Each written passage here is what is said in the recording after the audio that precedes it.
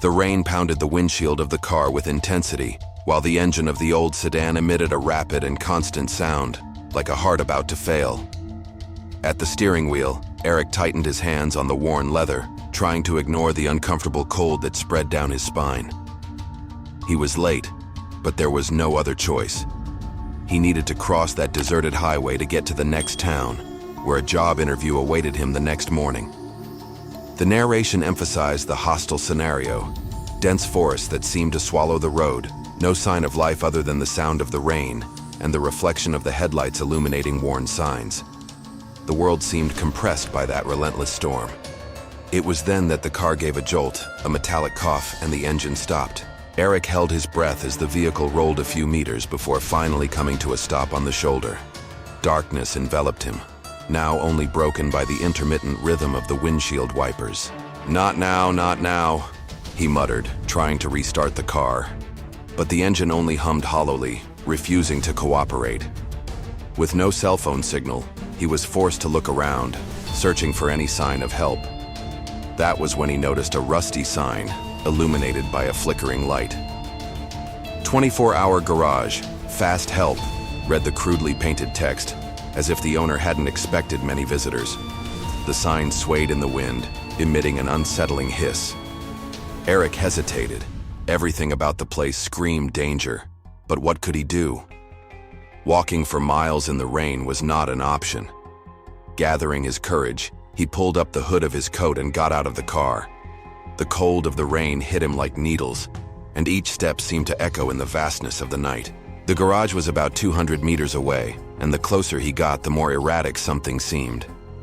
The place had dim yellow lights, which barely illuminated the dirty, oil-stained ground. An old pickup truck, covered in a thin layer of rust, was parked next to it. When Eric finally reached the door, his instinct made him stop. The feeling that something was wrong intensified. He looked back. The road now seemed like an endless abyss of shadows and rain. Taking a deep breath, he knocked on the metal door, which opened almost instantly, revealing a tall, robust man. The mechanic smiled, but it was a smile that didn't match his eyes. Something cold, calculating, hidden there.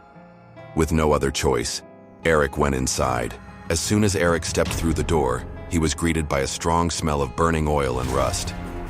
The yellowish light from a hanging lamp illuminated the room just enough to reveal tools scattered everywhere. The walls were stained with something that looked like grease, but there was a strange reddish tint to them that made him uneasy.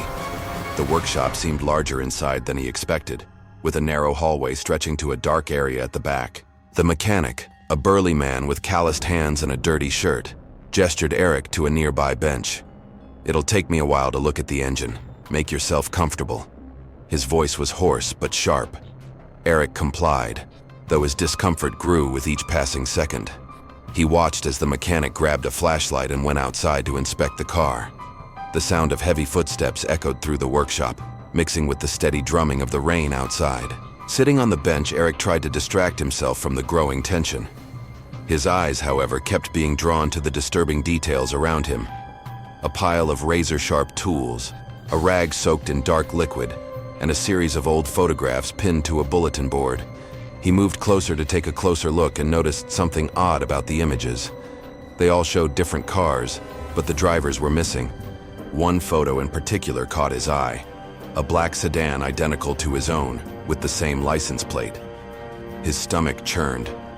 Before he could process what it meant, he heard a heavy noise coming from the back of the shop, a sound like something large being dragged. He turned quickly but saw no one. The dark hallway seemed to pulse, as if it were hiding a secret that Eric didn't want to find out. The mechanic returned a short while later, wiping his hands on a filthy rag. "Your engine is bad. It's going to take a few hours to fix. You can wait here but avoid going back there. Too much of a mess." The words sounded less like a warning and more like an order. Eric nodded, his heart pounding. The man smiled, that same uncomfortable smile from before, and walked back outside. Eric couldn't shake the growing unease as he stood in the garage. Every second, something new seemed to feed the feeling that this place held dark secrets. Determined not to just wait, he began to walk discreetly through the brightest corners of the garage. His footsteps echoed, muffled by the steady rain that still beat down on the tin roof. Behind one of the workbenches, he found a stack of old yellowed papers. They were service notes, but something about them disturbed him. Many of the cars listed had the same description: drivers traveling alone, old vehicles in good condition. The pattern was too obvious to be coincidence, but what bothered him most was the lack of signatures confirming the removal of the vehicles. They simply sat there, like forgotten ghosts. Decided to investigate further, Eric headed outside the garage where abandoned cars lay like corpses in an automotive graveyard. Old signs were piled high, some so corroded by rust that they were barely readable. But then he saw a sign that made him freeze. It was the same as the one in the photograph he had seen on the board inside the workshop. The coincidence shook him, but the real horror came when he realized that there were dark stains next to some of these signs. It wasn't oil. The rusty smell that rose in the air betrayed something else. Before he could move away, Eric heard a distant sound, muffled voices.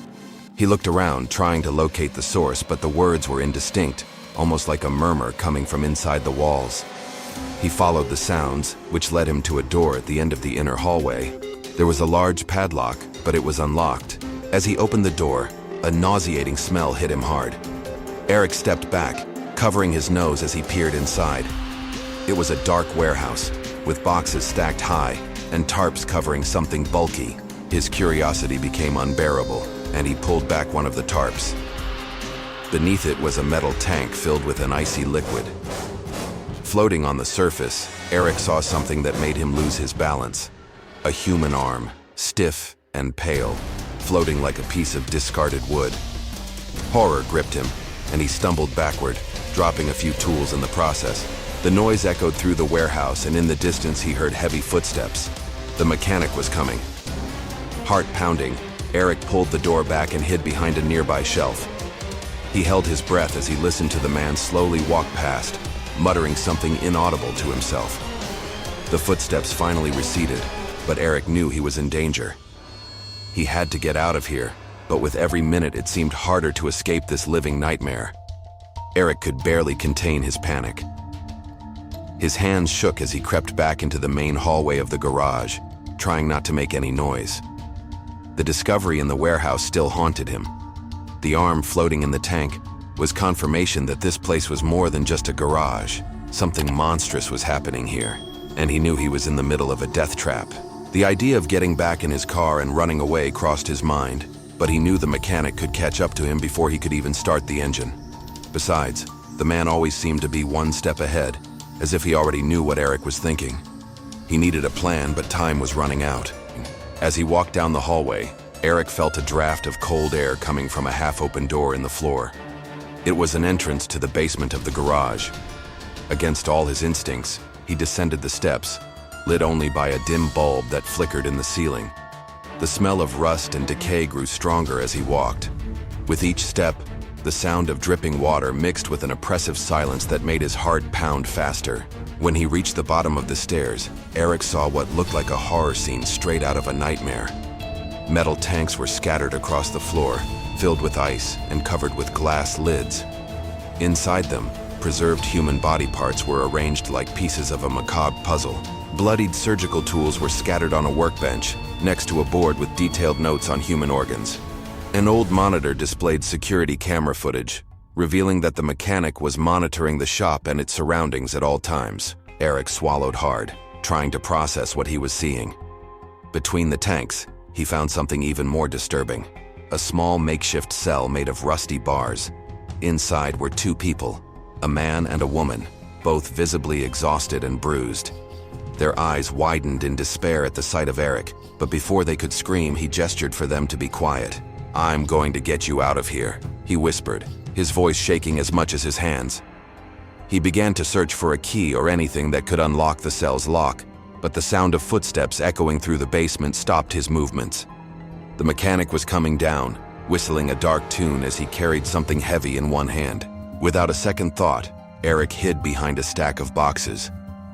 His heart felt like it was going to explode as he watched the man place the heavy object, a large black bag, on a workbench.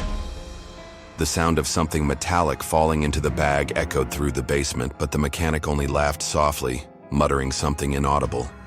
He then began to inspect the tanks, as if choosing which one would be used next. Eric knew he had to act quickly. If he stayed here any longer, he would be the next one to occupy one of those freezing tanks. Eric knew that this was the decisive moment. Trapped in the basement with the mechanic just a few feet away, he had to decide whether to hide until the man came out or to act before it was too late. The sound of the mechanic's whistle echoed through the space, creating a disturbing contrast with the macabre scene around him. Eric, with his heart beating like a drum out of control, saw a key hanging from the man's waist and realized that this might be the only chance to free the other hostages. He silently searched through the nearby tools and found a crowbar. His hands trembled as he held it, but he knew he had to be quick and accurate. The mechanic had his back turned, focused on one of the tables with the metal tanks, when Eric gathered his courage and advanced. In a desperate move, he slammed the crowbar against the man's head. The impact was enough to knock him to the floor with a muffled scream. Eric snatched the key from the unconscious mechanic's waistband and ran to the cell. It took his clumsy hands a few precious seconds to open the padlock, but he finally managed. "Come on, hurry up," he whispered to the hostages, helping them to their feet. They were both weak, but fear gave them unexpected strength.